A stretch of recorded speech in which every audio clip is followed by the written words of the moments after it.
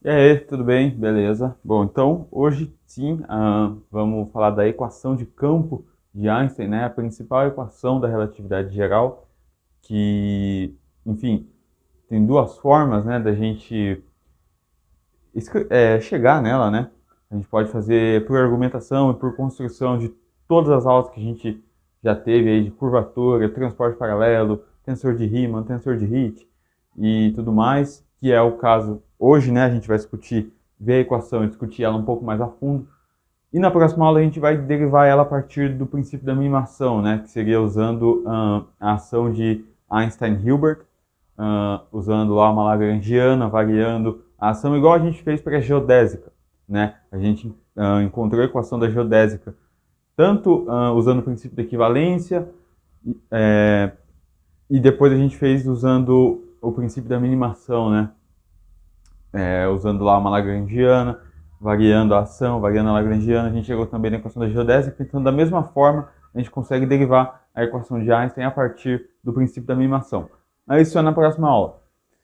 Na aula de hoje, então, a gente vai, enfim, né, mostrar como que a gente escreve a equação de campo de Einstein, as várias formas que alguns livros colocam de escrever, né, na prática são quatro maneiras diferentes que você tem, uh, enfim, por causa da convenção de alguns sinais, mas a gente vai falar de tudo isso.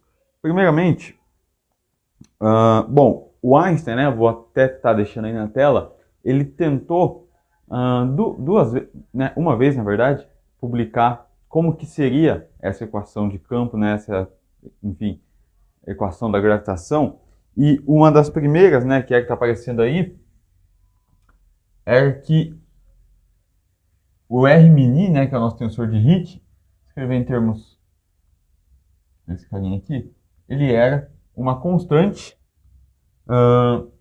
K vezes T mini. Ele tentou isso, né, primeiramente. Só que isso daqui não tá matematicamente isso aqui não tá certo, tá? Por quê? Porque o R mini ele não atende, a gente sabe, né? A derivada.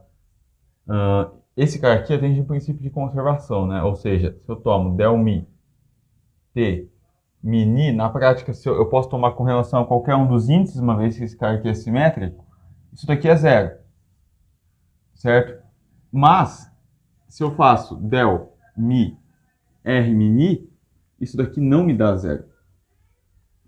Tá? Isso daqui é diferente de zero. Então, isso não pode ser verdadeiro, o que está aqui. E aí o Einstein corrigiu isso depois. Bom, qual a relação, né, mais próxima que eu tenho do tensor de Hit, né, que mede essas nossa curvatura no espaço, né, como que os objetos uh, eles mudam o seu volume espaço-temporal? Bom, aí a gente lembra, né, da aula das identidades de Bianchi. Uma das coisas que a gente viu foi o seguinte: del mi, ou eu vou colocar com relação ao índice embaixo aqui, depois a gente escreve com o índice em cima, de R mini, foi isso que a gente viu, né? Menos 1 meio de R G mini, isso sim é igual a zero. Então, isso atende esse princípio de conservação, ok? Esta combinação, o R mini subtraído de 1 meio do traço dele, né, que é o escalar de Hit, vezes a métrica, né, vezes o G mini, do tensor métrico. Isso é zero. Então, a gente escreve, né, a forma mais... desculpa, esse cara aqui em cima, né? A forma mais próxima que eu tenho de escrever algo desse jeito aqui é fazendo R mini menos 1 meio de R G mini igual a uma certa constante, proporcionalidade, vezes T mini. Tá legal? E essa é a equação de campo de Einstein. Na forma, né, que eu gosto mais de escrever, que seria com o índice embaixo, ficaria então R mini, que é a forma mais convencional, eu acho, menos 1 meio de R G mini, isso aqui igual a K T mini. Tá? Na prática, sim. são...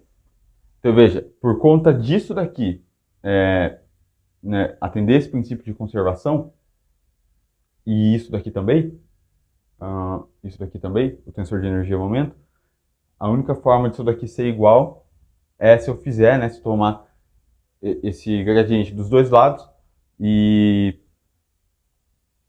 né, enfim, como vou colocar assim, ó, Gemini, o que é Gemini? Vou explicar daqui a pouco. Isso aqui é del Mi kappa Temini. Isso daqui é o seguinte, isso daqui que está aqui, esse Gemini é o que a gente chama de tensor de Einstein, tá? O tensor de Einstein ele é definido como o R mini menos 1/2 de R Gemini, tá? Esse cara aqui, o Gemini é o tensor de Einstein. Tensor de Einstein. Cuidado, tá? Isso daqui não é a equação de Einstein. Muita gente acha que esse Gemini aqui, igual a R mini menos 1/2 de R Gemini, é a equação de Einstein. Não, isso aqui é uma definição. Eu posso escrever essa parte aqui, que é pura geometria, né, como um tensor, um outro tensor, né, que é o tensor de Einstein. Porque eu tenho mini aqui, R mini é um tensor, Gemini é outro tensor, aqui eu tenho um escalar, eu posso escrever isso aqui em termos de um tensor novo. Mas isso daqui não é a equação de Einstein. A equação de Einstein é a que está aqui, tá? Einstein. E aí? Bom, vamos reescrever essa equação aqui em cima e ver o que a gente pode interpretar dela. Se bem que assim, na prática, a gente já sabe o que ela quer dizer pra gente, né? Bom, o que eu tenho de um lado, do lado esquerdo, né, da minha equação, é informações da geometria. E é claro que o objeto central, né, como a gente já viu várias vezes, como a gente já falou, a ser descoberto aqui, né, a ser tratado, é a métrica, é o Gemini. Ele é o objeto básico que eu tenho que... ele é o objeto a ser determinado. Assim como na mecânica quântica, dado seu estado físico ali, o que você precisa determinar é a função de onda, e, sei lá, na mecânica clássica, dado seu estado físico, o que você precisa determinar é a trajetória, né, são as equações de movimento, aqui é a mesma coisa. Dado que você tem o seu sistema físico ali, seu estado físico, uma fonte de energia e momento que é tal, você tem que falar para a equação de Einstein qual é o Temini que você está tratando, se ele tem simetria, se não tem simetria, quais são as simetrias que ele possui, se ele possui algumas simetrias, outras não. Então, tudo isso tem que ser tratado, certo? E aí, é claro, a métrica, né, que contém informações sobre distâncias, os ângulos e etc., é o objeto a ser determinado. Dado que você tem a sua métrica, você tem como resolver a equação de Einstein por completo, ok? Então, por exemplo, no caso do buraco negro de Schwarzschild, a gente vai procurar uma métrica que tenha simetria esférica, que seja estática, né? Ou seja, ela não depende do tempo. E a gente quer ver como que isso se dá. Porque se eu tenho a métrica, se eu tenho o Gemini, eu tenho a equação da geodésica, que é dada em termos do gama lá, maiúsculo.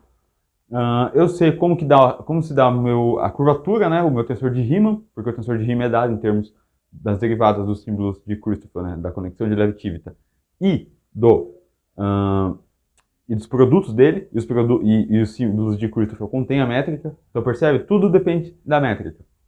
Então eu vou colocar aqui as duas formas, né? Então ou eu escrevo Gemini igual a K Temini, ou eu escrevo então de forma mais explícita R mini menos 1/2 de R Gemini igual a kappa Temini. Bom, e aí? Bom, o Einstein, ele publicou isso daqui, só que ele tinha uma crença muito forte de que o universo é estático, né? E na prática hoje a gente sabe que ele está se expandindo, né? Que o universo está em expansão. E uma das principais grandezas associadas a essa expansão é o que a gente chama, né? A gente vai ver na métrica de Robertson, Lemaitre, Friedman, esqueci o nome do outro, mas enfim, é o Walker, acho. FLRW, para, né, abreviar o nome dos caras. Nessa métrica, a gente vai ver que o principal objeto que está associado à expansão é a constante cosmológica, que pode estar associada à energia escura, né? Matéria escura e energia escura. Porque ela aparece como uma forma de energia escura. Isso a gente vai ver depois, futuramente. Bom, se eu tenho uma função f de x, vocês concordam que se eu fizer a derivada de f de x, vamos supor que eu tenho... imagina que essa derivada da função f de x com relação a x seja zero. Se eu somar essa constante f de x, se eu fizer d de x de f de x mais uma constante, vou chamar de c. Bom, se a derivada da função com relação a x está dando zero, eu somar uma constante vai continuar dando zero, porque a derivada da constante é zero. Então eu posso somar aqui alguma coisa, certo? Alguma constante. E a constante que eu vou somar aqui, que o Einstein somou, né? Ele colocou à mão esse termo, é a constante cosmológica. Então eu tenho R mini menos 1 meio de R G mini. Aí ele colocou aqui mais ou menos, aí a gente vai conversar depois sobre a convenção, 1 lambda.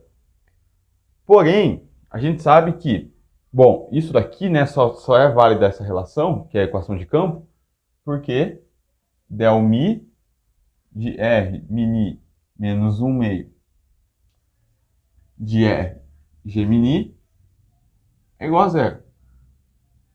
Isso daqui é zero. Então, se eu faço del mi dessa mesma coisa que está aqui dentro, que eu vou colocar como o tensor de Einstein, que a gente definiu, né? E somo uma constante, isso daqui continua dando zero. E se eu fizer... Bom, eu sei também que, né, como a métrica ela é compatível com a derivada, por exemplo, del sigma G mini, a gente sabe que é zero. Então eu posso colocar um G mini aqui também, porque quando isso daqui atuar na métrica, vai dar zero, vai continuar dando zero. Então eu posso escrever tudo aquilo que eu tinha e somar uma constante que multiplica G mini. Por quê? Nesse caso aqui, né? Esse cara aqui é com índice em cima. Na verdade, eu posso colocar com índice embaixo, não tem problema. Por que isso? Isso aqui vai continuar dando zero. 1, porque isso aqui é constante. 2, porque isso daqui, a métrica é sempre compatível com a derivada, né? Então, se eu multiplico isso daqui ali dentro, se eu somo isso daqui ali dentro, e multiplico pela constante cosmológica, eu não estou mudando nada na minha equação. E aí, né, a forma mais completa, digamos assim, que eu posso escrever a equação de Einstein, né, a equação de campo, é colocando esse lambda de mini aqui, isso continua sendo igual a K T mini. Tá bom? E é claro, né? Isso, fazer R mini menos 1 meio de RG mini mais lambda G mini é o mesmo que fazer G mini só, que é esse cara todo aqui, ó. Então, isso daqui é o G mini, mais lambda G mini. O lambda G mini não está dentro do o G pequeno, né? O lambda G pequeno, mini, que é a métrica, né? O lambda multiplicando a métrica, nunca é escrito em termos do tensor de Einstein, tá? O tensor de Einstein é escrito puramente em termos só desses dois terminhos aqui. Do tensor de Hit, do escalar de Hit e do tensor métrico. Mas não da constante cosmológica junto com o G mini, tá? Que é a métrica. Só até essa parte aqui, então. Então, se eu fizer G mini, o tensor de Einstein, mais lambda vezes o tensor métrico, isso aqui é kappa T mini. São duas formas equivalentes, né? Beleza? Então, o que está em cima e o que está embaixo é a mesma coisa. Ok. E o que isso quer dizer para a gente, né? Então, dada uma fonte de energia e momento, né, a distribuição de matéria, energia, em um certo local do universo, por que em um certo local? Porque isso aqui não descreve uma distribuição de matéria e energia para o universo inteiro, ok? Eu posso estar falando do Sol, vai ter um T mini associado a ele, uma distribuição de matéria, energia e momento associado ao Sol. Eu posso estar falando de um buraco negro, que vai ser totalmente diferente, ok? Eu posso estar falando da distribuição de matéria, energia, momento, do nosso sistema solar, por exemplo. Tratar isso, né, como um corpo só. Vai ser diferente o TMNI. Então, para cada caso é um caso. Eu tenho um TMNI para cada caso. Da mesma forma, eu vou ter uma curvatura para cada caso, né? Então, como isso daqui é distribuído, isso distorce o espaço-tempo ao seu redor, certo? E a gente sente esse efeito, essa distorção. A gente está sendo... o Sol está distorcendo, né, o espaço-tempo exatamente nesse instante e a Terra sente essa alteração. Da mesma forma, a Terra também distorce, né? A grande questão é que não se compara, né, com enfim, a distorção que a Terra gera no tecido do espaço-tempo comparado ao Sol. Para a Lua, isso já, por exemplo, já faz diferença, porque a Lua está bem próxima da Terra, né? Então, enquanto ambos estão orbitando o Sol, a Lua também está orbitando a Terra, porque ela está bem perto, né? Fala por que isso classicamente, isso só, na teoria do Newton já dava para entender, né? Não precisava nem da relatividade para a gente entender isso. A gente já entendia isso quando a gente estava tratando de como a gravidade sendo uma força de atração entre massas. Isso né, não é algo novo. Então, por enquanto, não tem algo novo. O que a relatividade ela vai acabar prevendo de novo para a gente? Bom, se eu coloco aqui, né, vamos supor como eu falei, né, as simetrias, elas são, eu venho falando isso ao longo do curso, simetrias, elas são basicamente, se você sabe a simetria do seu problema, você sabe muita coisa já sobre o seu problema. Então, se eu coloco, por exemplo, igual na métrica de Schwarz, um objeto que seja estático, né, que tenha simetria esférica, que seja estático, e, enfim, ponho essas simetrias, coloco isso na métrica, como que deve ser a métrica, calculo o TMNI, né, a distribuição de energia e matéria, o que a relatividade prevê? Ela prevê um objeto novo, que não existia na mecânica de Newton. Ela prevê buracos negros, ela prevê quasares, ela prevê desvio da luz, né? A própria mecânica newtoniana a gente já conseguiu calcular o desvio da luz, mas o desvio correto, né, da luz é a relatividade geral quem prevê, que é tão próximo quanto o desvio newtoniano, né? Mas enfim, tanto que o teste que eles fizeram, né, foi realmente observando uma estrela que estava atrás do Sol, né, uma estrela que a gente não conseguiria ver caso a luz não se distorcesse, né, se ela andasse sempre em linha reta. E aí tem né, isso pelo princípio da equivalência a gente já tinha conversado.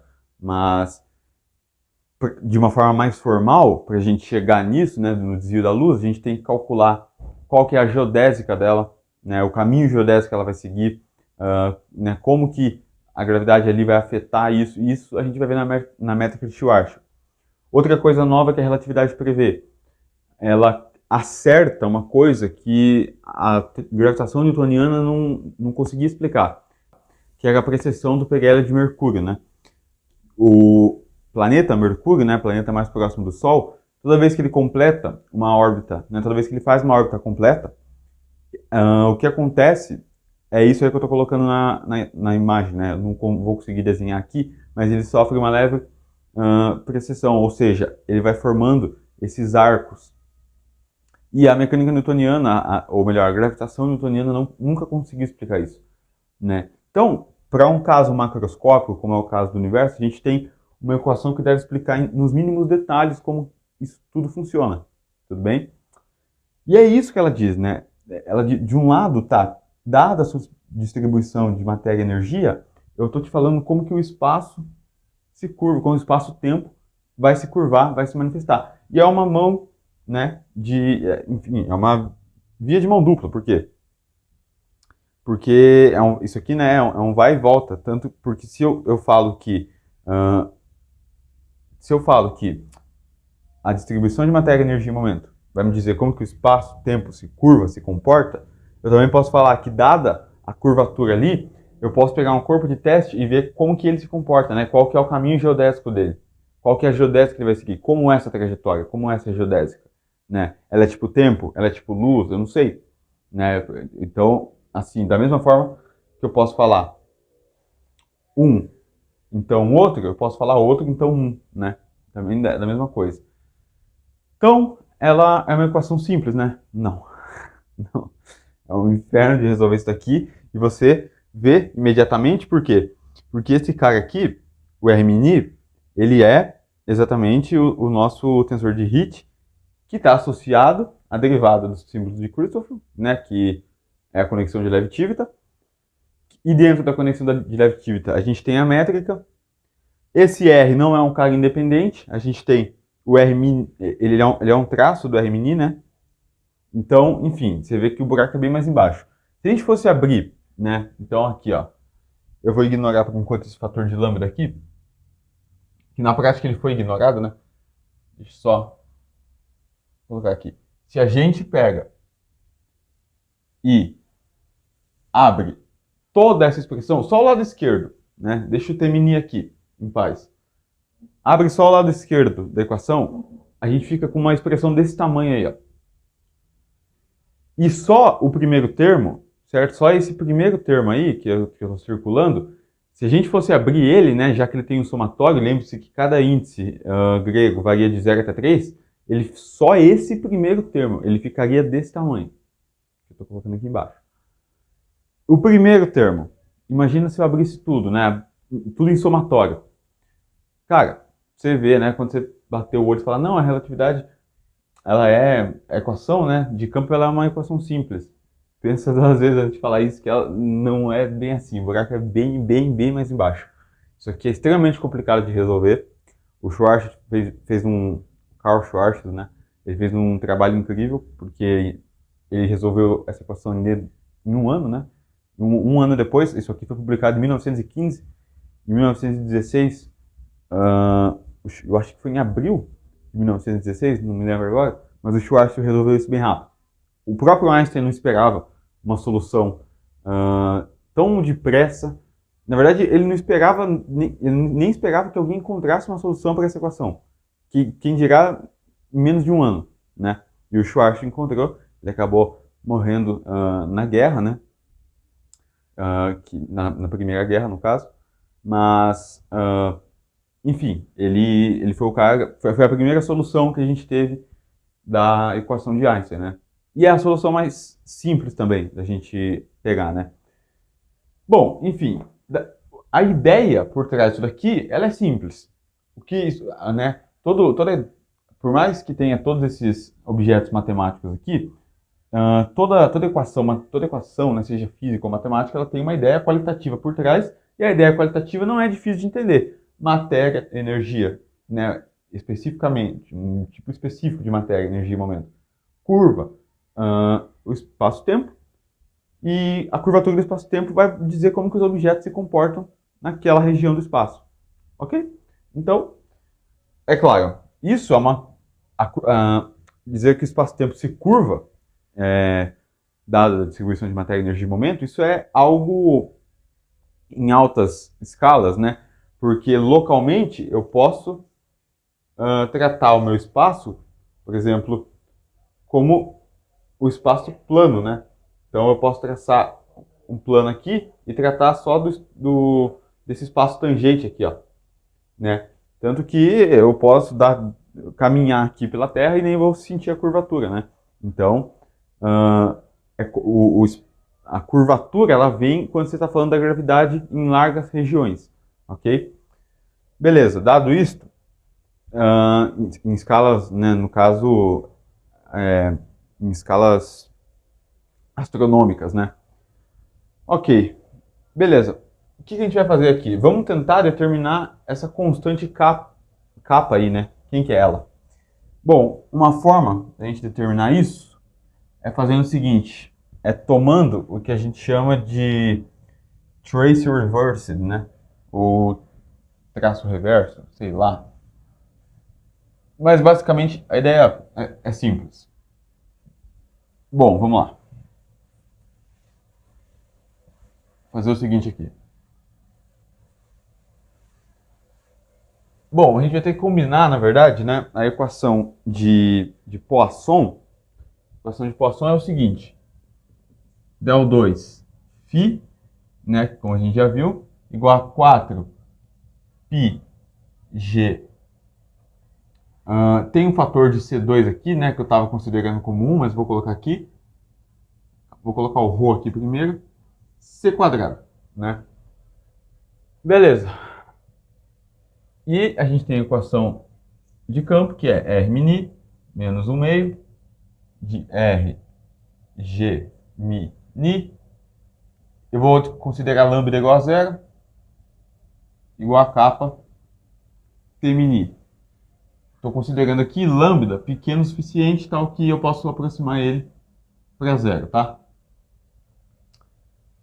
Na prática, a gente não vai usar esse lambda, ele foi retirado quando a gente está falando da equação de campo de Einstein, tá? Ele volta depois, quando a gente né, vai tratar da métrica de Lemaitre, né, do Big Bang e da expansão do universo. Esse cara ele é de extrema importância. E o que a gente vai fazer é o seguinte, então. Bom, aqui está isto. Eu posso tomar isso daqui da seguinte maneira. Olha só.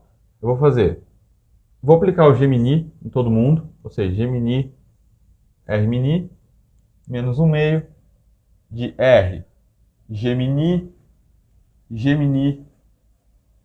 Isso aqui é igual a kappa Gemini T min. Bom, isso daqui seria a mesma coisa que tomar um traço, né? Então isso daqui fica simplesmente R, que seria o escalar de Hit, menos 1 meio de... aí aqui eu tenho R Gemini, Gemini, vai me dar um delta mi, né? Seria a soma, isso aqui é a soma da diagonal, né? Principal. Então, delta mi. Na prática vai ser 4, né? Porque é 1, 1, 1, né? É a soma da diagonal, isso. E aqui eu tenho K, aqui é Gemini, Gemini, vai ficar um T. Beleza? Kappa vezes T. E aí, o que eu fico, então? Bom, isso daqui vai ficar R menos meio de 4R igual a KT. Isso daqui, né, de 4 dividido por 2 dá 2, então eu tenho que R menos 2R é igual a KT. Então eu vou ficar com menos R do lado esquerdo, mas eu vou multiplicar por menos 1 dos dois lados. Eu vou ter então que, ao invés de menos R, eu tenho que R é igual a menos K, ou kappa, né, menos kappa T. Tá? E aí? Bom, eu posso pegar isso e substituir isso daqui aqui, no lugar do R. Se eu faço isso, então, eu vou obter o seguinte. Vamos lá. Deixa eu apagar só isso daqui. Vou obter é o seguinte. Se R, vou colocar aqui, ó, R igual a menos KT. Então, R aqui, ó, menos K, kappa T. Então, eu vou ter R min menos 1 meio. No lugar do R, eu vou colocar menos kappa T. G min igual a kappa T min. Então, isso aqui fica positivo. Tem que R mi ni mais 1 meio de kappa T Gemini é igual a kappa T min. Vou jogar isso aqui tudo para o lado de lá, né? Vou somar esse termo todo aqui dos dois lados, vou subtrair, perdão. Então eu fico que R min é igual a kappa T min menos 1 meio de kappa T Gemini. E é isso, né? Bom, eu posso fatorar um kappa, né? Que está multiplicando aqui, né? Se eu fatoro o kappa, eu chego numa expressão que é R mini igual. Então eu tenho o tensor de Hit em termos do tensor de energia momento e da métrica, dado por essa constante kappa, que multiplica T mi ni menos 1 meio de T Gemini. Veja que é bem parecido com essa forma, né? R mini é igual R mini menos 1 meio de R Gemini. Só que nesse caso aqui é T mini menos 1 meio de T Gemini. Em termos do tensor de energia momento, eu posso escrever meu tensor de Hit desta forma, ok? Beleza. E por que isso daqui vai ser importante? Porque com isso eu posso calcular quem que é essa constante kappa. Se eu tomar a componente, pegar aqui, ó, mi igual a ni igual a zero, eu vou ter, vou separar aqui, ó, que R 00 vai ser kappa, que eu quero descobrir quem que é, T 00 menos 1 meio de T G00, certo? Isso daqui que eu vou ter. Beleza. Então, eu vou ter o seguinte. Vamos lá. O T 00, isso aqui vai ficar assim, ó. R 00 vai ser kappa. T00 é ρ C quadrado, né? Que seria esse cara aqui, que a gente estava vendo na equação de Poisson. Esse aqui a gente escreveu na equação de Poisson, né? Que R 00 é igual a 4 pi g T00. E eu falei para vocês que esse T00 estava associado ao ρ, né? Somente ao ρ, porque eu estava considerando ser igual a 1, sistema de unidades naturais, mas na prática ele está associado a ρ C quadrado, que seria o primeiro termo ali, né, do tensor de energia e momento. Então, beleza, ρ C quadrado. Então, eu vou ter um ρ C quadrado aqui, menos 1 meio de T G00. De T G00. Tá bom? Bom, então eu vou ficar com R00 igual a meio, aqui ó, a meio de kappa.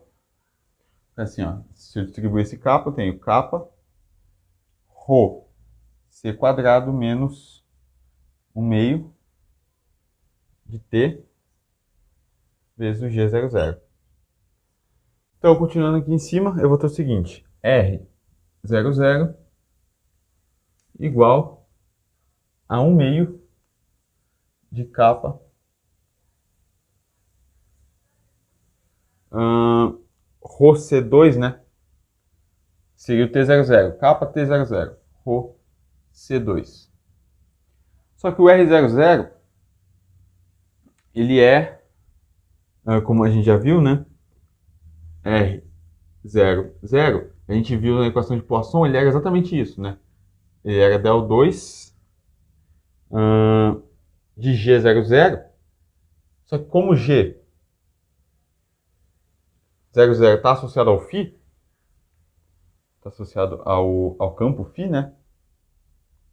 Isso aqui é del2 φ, tudo bem? Isso a gente viu na aula da teoria de Newton-Cartan, né? Porém, também, como eu falei, estava tomando os fatores de C igual a 1. Isso aqui, na verdade, é 1 sobre C2 vezes o operador laplaciano, né? Del2 φ, tá? Então eu tenho sobre C quadrado aqui também.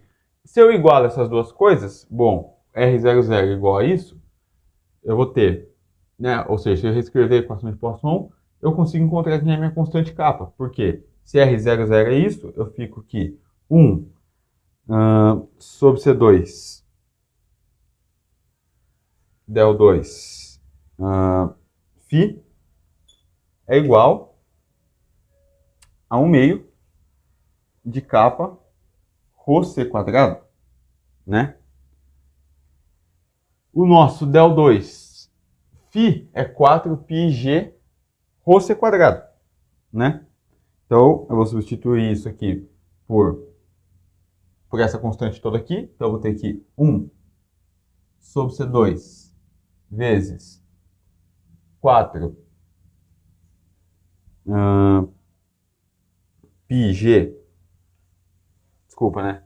Esse C quadrado aqui é como se eu estivesse dividindo aqui. Então, isso aqui é 4πg rho apenas. Del 2 φ, 4πg rho. Ok? É igual a 1 meio de kappa rho C quadrado. E aí acabou, né? Porque isolando tudo, eu tenho que kappa vai ser igual a esse 2 vai multiplicar esse 4 vai ficar 8. O π tá ali, o g tá ali. 8πg. O ρ eu posso dividir por ρ dos dois lados. O c vai passar dividindo, vai ficar 1 sobre c quadrado. Então, 8πg sobre c a quarta. C ao quadrado, multiplica c ao quadrado, dá um c a quarta. Então, achei a nossa constante, kappa. Para a relatividade geral, ela tem esse valor. Então, a minha equação de campo fica... posso reescrever ali em cima, né? Deixa eu pegar meu pano aqui. E o que é interessante de ver nessa constante aqui, né? Uma coisa muito legal que mostra o porquê que a gravidade é a força mais fraca dentre as 4 forças fundamentais, né? Bom, já que a gente conseguiu determinar ela, a gente tem que R min menos 1 meio de R G min é igual a 8πg sobre C a quarta T min, tá? Então, aqui sim, tá?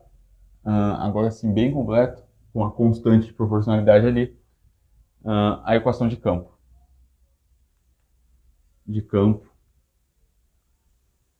De Einstein. Beleza. Ou simplesmente, né, G min igual a 8πg sobre C a quarta T min. Tá bom? As duas formas são equivalentes. Bom, o que é legal de ver nessa constante aqui? Vamos falar mais dela. Essa constante, kappa, 8 todo mundo sabe o que é, eu acho. Pi, todo mundo sabe o que é. G é a constante universal gravitacional sobre C a quarta. Esse G, né, é 6,67 aproximadamente, vezes 10 a menos 11 Newton metro quadrado por quilograma quadrado. Se você for ver, né, fazer análise dimensional, você vai ver que está certo. Isso aqui, essa constante, ela é adimensional, ok? O que a gente vai obter com ela é o seguinte: C é 3 vezes 10 a 8 metros por segundo, né? Vamos tirar enfim, a unidade de medida. 3 vezes 10 a 8 elevado a 4. Aqui em cima eu vou ter algo que é muito pequeno, da ordem de 10 a menos 11, certo? Aqui eu vou ter algo que é muito grande, certo? Da ordem de... vai ser C a quarta, vai ser 4 vezes 8, 32, é isso mesmo. E aí a gente vai ter 8πg. Quando você substitui todos esses valores aqui, você chega no valor aproximado para kappa, vou colocar aqui, de 2,077 vezes 10 a menos 43, tá? Esse é o valor da constante kappa. O que isso significa? Bom, olha para a equação de campo. R min menos 1 meio de R Gemini é igual a isso, que é muito pequeno, vezes T min. Significa que para gerar, né, para que, enfim, para que seja percebida uma curvatura mínima no meu espaço-tempo, eu preciso de uma fonte de energia e momento que seja muito, muito massiva. Muito grande. Grande o suficiente para compensar esse cara aqui e fazer esses caras aqui surgirem. Por quê? Porque no limite em que isso daqui não é... Suponha que eu não tenho uma... Né, eu estou falando desse caderno, por exemplo. Ele vai curvar o espaço-tempo? Vai, só que de uma forma tão imperceptível, mas tão imperceptível, que isso daqui nem vale praticamente. A gente volta para a relatividade especial. Espaço plano, e é isso. Volto para a gravitação newtoniana, né? Lei de atração das massas, a gravidade dá uma força e tudo mais. Acabou. Ou seja, essa equação ela só vale se eu tenho uma fonte de energia e momento muito grande. Esse é o grande problema, né, da grande unificação. A gravidade ela é uma força muito fraca. Você precisa de uma fonte de energia e momento muito grande para ser percebida, né? Então, igual, né, os caras tentam, por exemplo, beleza, o elétron é uma partícula fundamental e tal, ele tem uma massa. Essa massa, né, tem uma, né, eu posso escrever uma fonte de energia e momento para essa massa, e isso é para curvar o espaço-tempo. Ok, só que é tão pequeno essa curvatura que ela é imperceptível. Isso daqui não aparece, certo? Esse é o grande problema de unificar as duas coisas. Elas não se conversam direito, a matemática não se conversa direito, né? Primeiro que isso aqui também é uma teoria clássica, certo? Não tem nada de quântico aqui. Quando eu digo quântico, eu digo no sentido de quantizar algo, né? Eu digo no princípio da incerteza, eu estou pensando né, principalmente no princípio da incerteza. Eu tô falando de geodésicas bem definidas, de caminhos bem definidos das partículas, tá? A trajetória, eu sei, isso aqui é uma equação determinística. Por quê? Porque eu sei calcular a equação da geodésica, sei exatamente qual é o caminho que um corpo vai fazer. Já na mecânica quântica eu não sei isso. O meio do caminho, né? Se eu tenho ponto de partida e eu vejo onde que a partícula está, o que aconteceu no meio do caminho eu já não sei. Né? Igual o caso do experimento da fenda dupla, ou da dupla fenda. Que, né, os caras vão tentar ver por qual das fendas o fóton passou.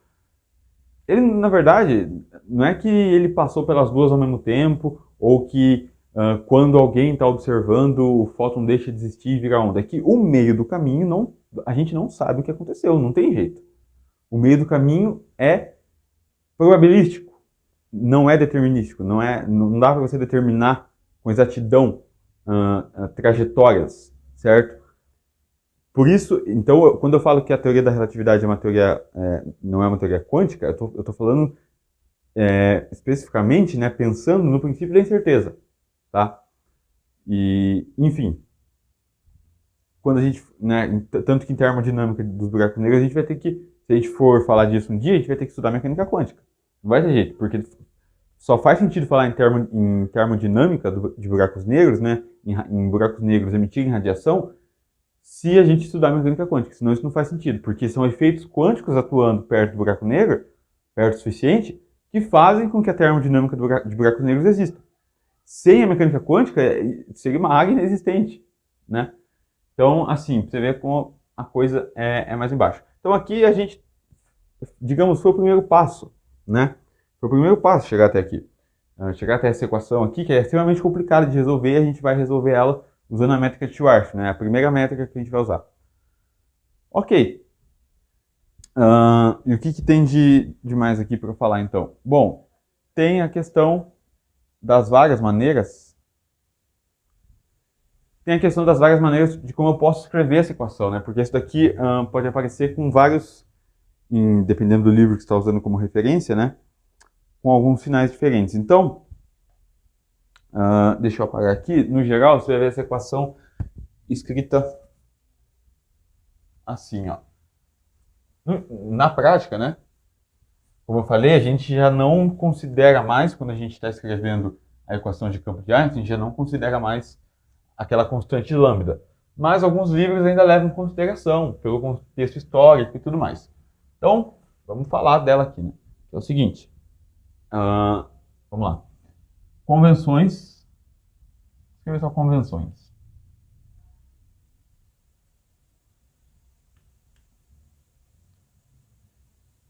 Bom, você pode ter a forma que é R mini menos 1 meio de R Gemini menos lambda Gemini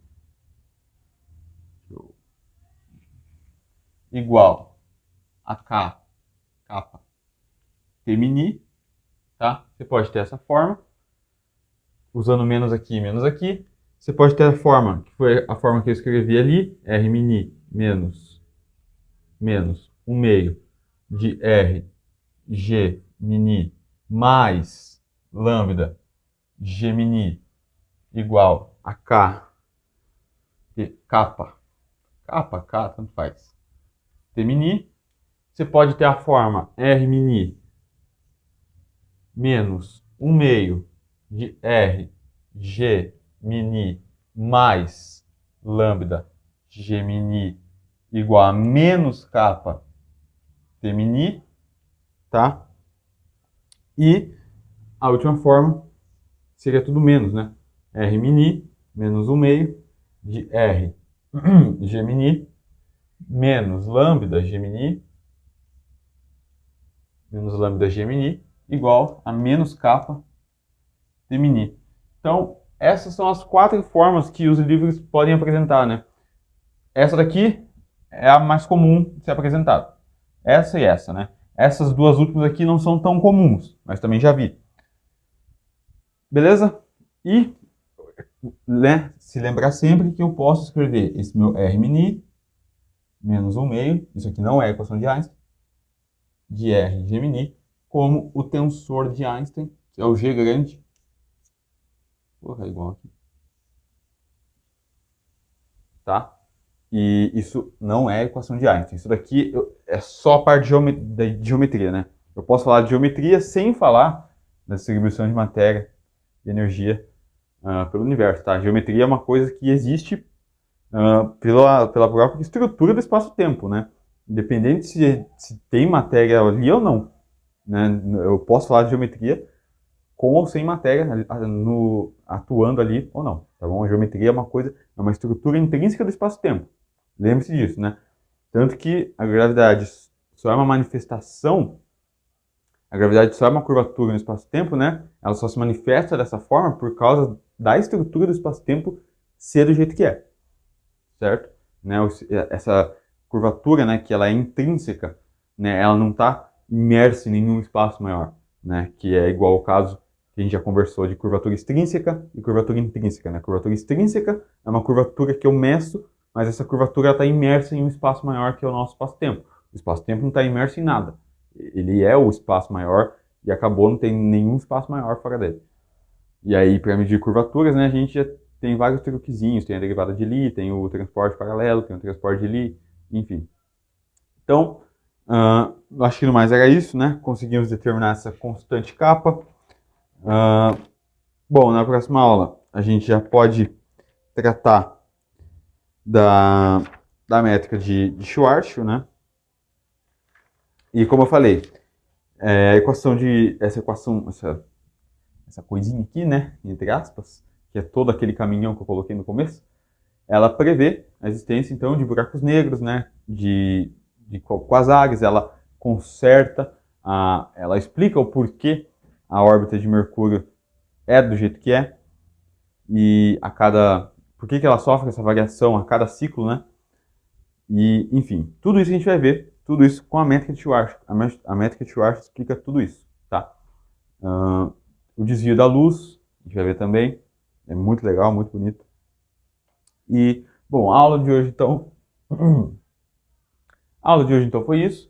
Qualquer dúvida, deixa nos comentários, se não entendeu alguma parte aqui. A equação de campo não tinha muito o que a gente falar, era mais a gente chegar aqui, porque todo mundo acha que já viu a equação de campo, né? Então era mais eu escrever ela aqui, falar como que a constante cosmológica aparece, por que geralmente ela aparece assim, falar das várias maneiras que você pode ver ela. Eu acho que o que a gente mais tinha que fazer aqui era determinar essa constante kappa, né? Por que ela é 8πg, por que ela não pode ser outro valor. Então, a gente pode, eu acho que o que, né, deu mais trabalho foi determinar ela mesmo e devagar sobre ela, né? Conversar sobre ela, né? Porque a equação de campo todo mundo já viu, todo mundo sabe o que ela quer dizer. Agora, uma coisa é saber o que ela quer dizer, né, qualitativamente, outra coisa é a gente resolver ela, que é o que a gente vai fazer na próxima aula. Mas deu para a gente devagar aqui hoje, deu para a gente entender por que é tão difícil unificar, né, a teoria da gravidade com a mecânica quântica. E, enfim, então, a equação de campo de Einstein está aí. Aqui, né, no Temini, acho que não tem ninguém tem dúvida, você pode colocar qualquer fonte de energia, matéria-momento, seja covariante ali, né, como, por exemplo, igual naquele caso do eletromagnetismo, né, o tensor de energia-momento é dado dessa forma, então eu posso escrever a equação de Einstein do jeito que eu estou colocando aqui, por exemplo, tá? Substituindo o Temini pelo tensor eletromagnético, né? Mas é isso. Então, na próxima aula, métrica de introdução, né, à métrica de Schwarzschild. Chegar até aqui foi só o primeiro passo, tá? Se você se sentiu por satisfeito, tudo bem. Digamos que essa daqui foi a primeira metade, né? A gente tem a segunda metade aqui ainda para fazer que seria exatamente a primeira métrica mais simples, que é a métrica de Schwarzschild, beleza? Então, é isso aí. Valeu, falou e fui.